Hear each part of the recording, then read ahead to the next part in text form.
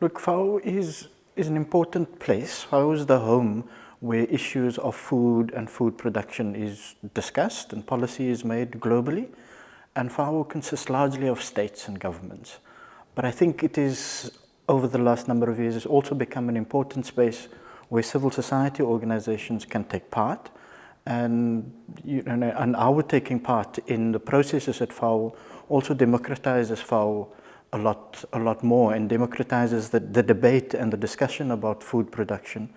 And in that way, recognition is given to communities, to smallholder food producers, smallholder farmers and fishers, that their voices are heard, to an extent where it becomes recognized and put in the mainstream of food production and regulating and the food systems globally. So I think, yeah, FAO is an important space both for governments and us, and that makes it quite dynamic and it makes it sort of very, very interactive. Sometimes we have to fight a little bit to be heard properly, but it is there, and we acknowledge and recognize that space that is being given to civil society organizations. FAO consists largely of governments, of states, and states hold the power and the decision-making power within the FAO. And it is there where often there is a barrier, because the interest of the state for government officials is what they have to protect.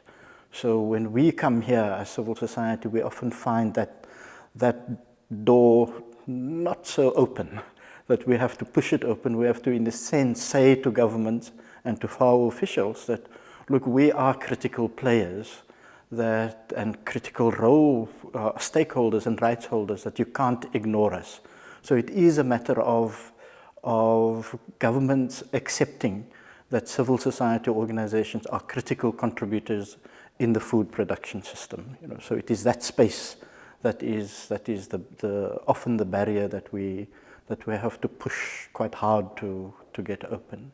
Here is an example that the UNCLOS, the law of the sea, is a regulatory framework that manages the fishery and commercial or industrial fishery globally. And FAO is an important host of the law of the sea. But we all, from our side, we know that the law of the sea does not make adequate provision for the small-scale producer.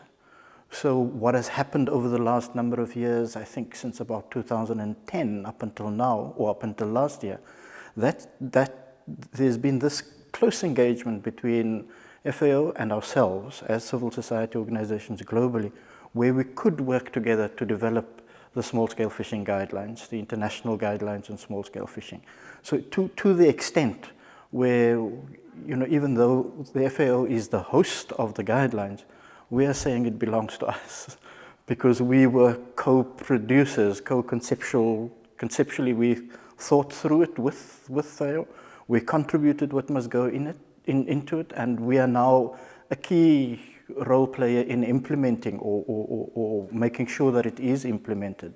So here's a concrete example of where FAO, the governments in COFI, and civil society has actually come together in quite a dynamic mix of space, where where a global set of guidelines were developed that will now regulate or manage or put in place better management systems for small-scale fishing as part of the food production system.